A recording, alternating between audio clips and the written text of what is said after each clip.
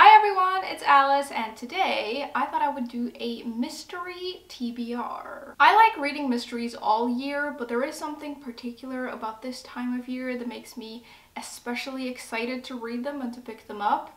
And so I've got a stack of books to show you, and we've got a little bit of everything. We've got cozy mysteries, less cozy mysteries, translated books, thrillers. We've got a little bit of everything, so let's take a look. Let's start with the cozy mysteries, because why not?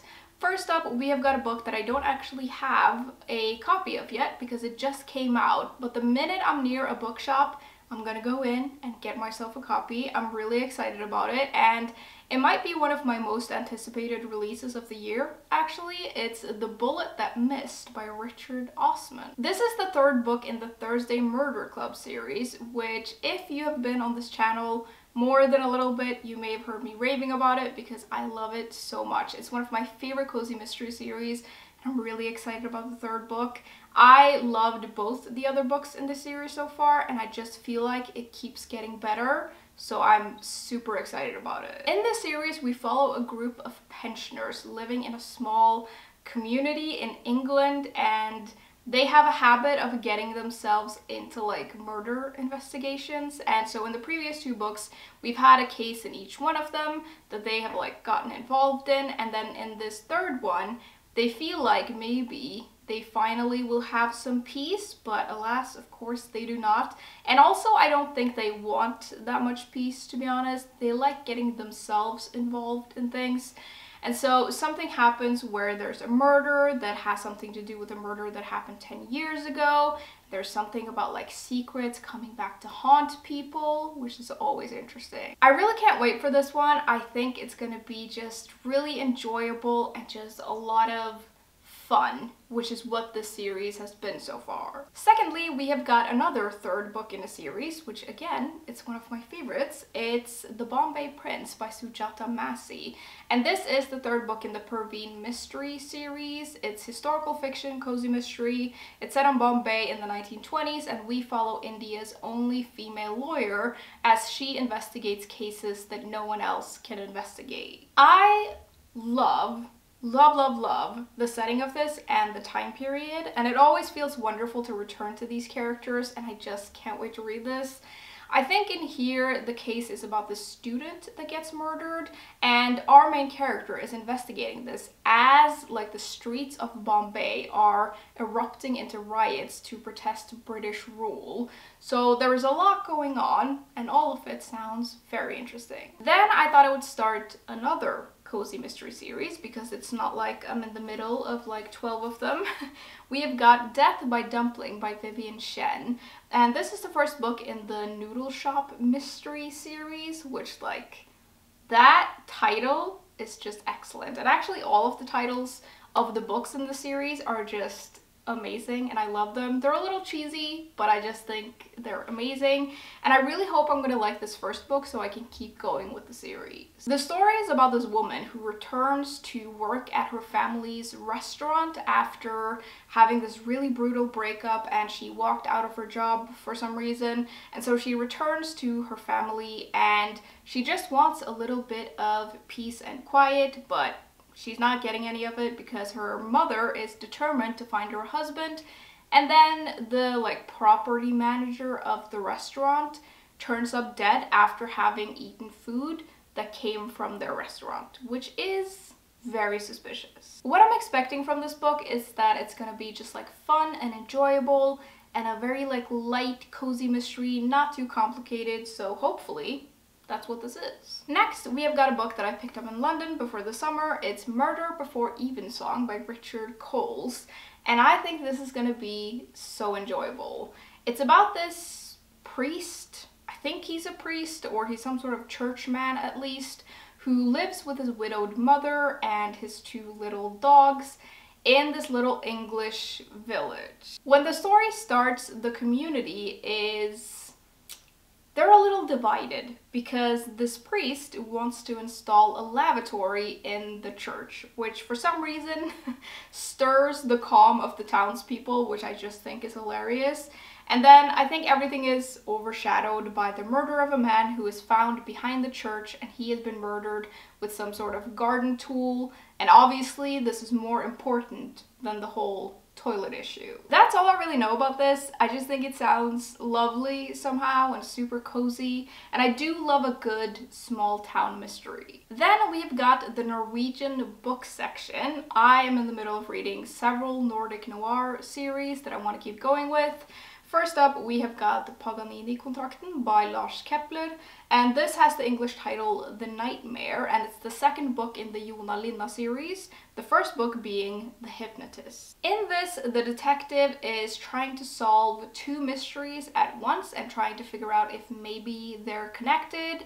There is a case of this woman on a boat who is drowned, but she's found with her clothes dry, which is weird. And then there's this man who has hung himself, but he seemingly had no furniture to climb up on. So how could he have done that?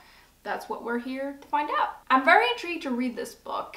Interestingly, in the first book in the series, we meet the detective that we follow in all of these books, but he was a smaller part of the story than I had anticipated in the first book. And I think in this one, he has a bigger part, like quite a lot bigger, and I'm interested to get to know him a little bit better and see more of him. At least that's what I think is gonna happen in this book. Next, we have got another third book in a series. It's Fjällgraven by Hjort Rosenfeldt, and this has the English title The Man Who Wasn't There, I think, or The Man Who Wasn't Here, something like that. And in this series, we follow the most unlikable main character ever. He is a profiler and he's like a serial killer expert, and he is such a piece of work, but he's so interesting to read about. I hate him, but I also love him. In this one, they find 6 skeletons on like a mountainside in Sweden, and they seem to have been there for a long time, obviously because they're skeletons, but they also seem to have been murdered.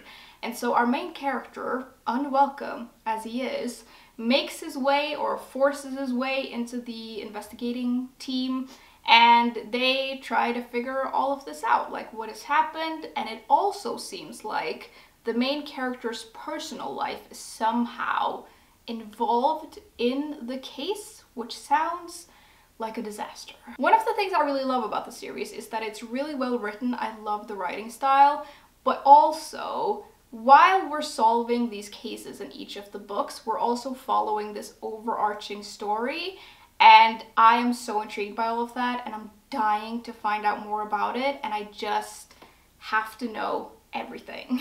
Last of the books in Norwegian, we have Husdyret by Camilla Grebe, which has the English title After She's Gone, and this seems to be set in winter time, so I might actually try to read this like closer to when winter is arriving, but I'm really excited to keep going with the series. We followed this psychological profiler in here and her partner in a way, I guess, who is an investigator. In this one, they're invited to this small industrial town to investigate a cold case of I think like a 5-year-old who was found in this particular place in town, and they start investigating, and then they find another body in exactly the same place, but the other girl that died was found there like 10 years ago, so there might be a connection. And an interesting thing about this book is that one of the main characters, which by the way, all of the characters are really well done in this series, at least they were in the first book,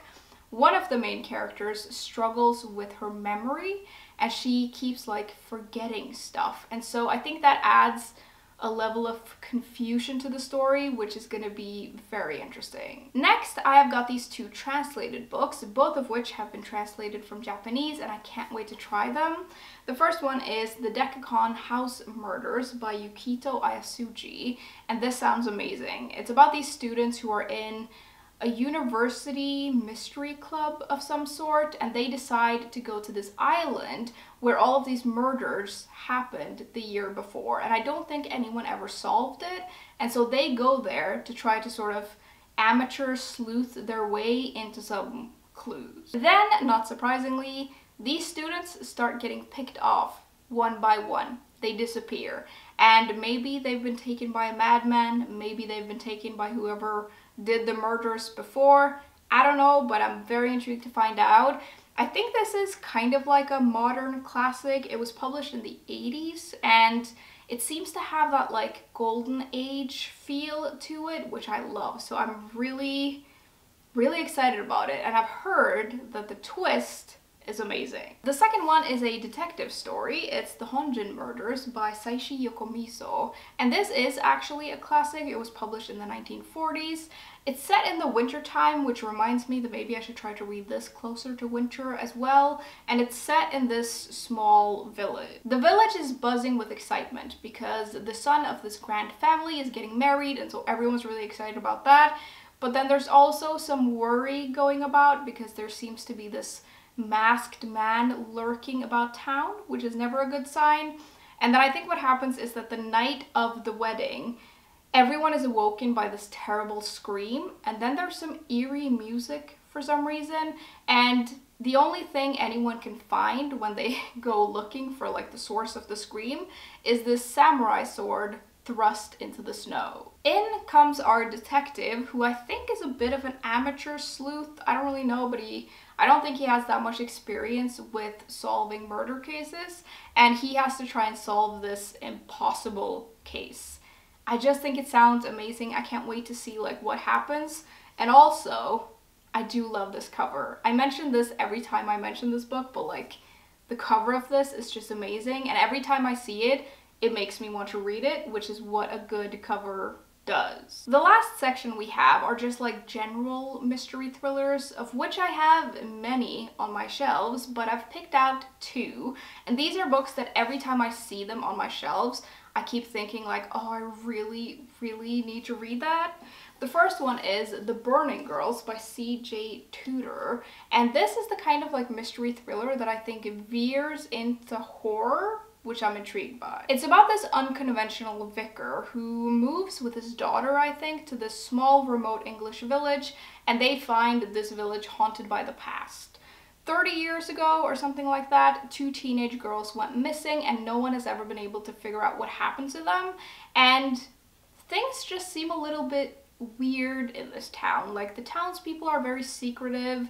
This man finds an exorcism kit on his doorstep as a welcoming package, which is very strange. And then there are these odd sightings in the chapel.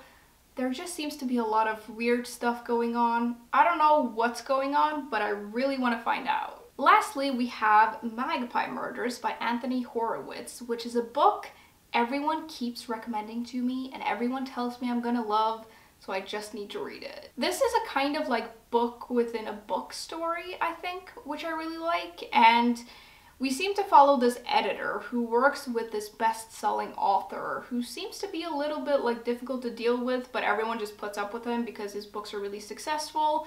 And she gets his latest manuscript and starts working on it, thinking nothing of it.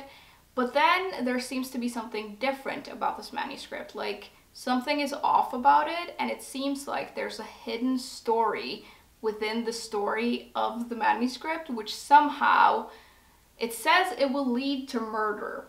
I don't really know how, but it sounds very interesting. I've read somewhere that this is like a deviously dark take on vintage crime fiction, and you know I want to read that. That sounds amazing. And I also know that this has been adapted into like a series, which I've been recommended. My dad actually recommended it to me, and I told him that I couldn't watch it before I read the book, so I really just need to read the book.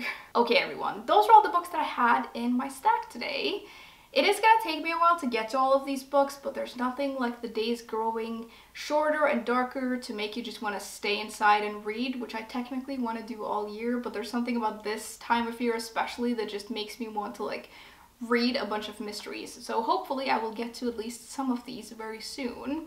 I'd love to know if any of you have any mystery books on your TBR for the next like couple of months, and also if you've read any of the books that I mentioned, I would love to hear what you thought.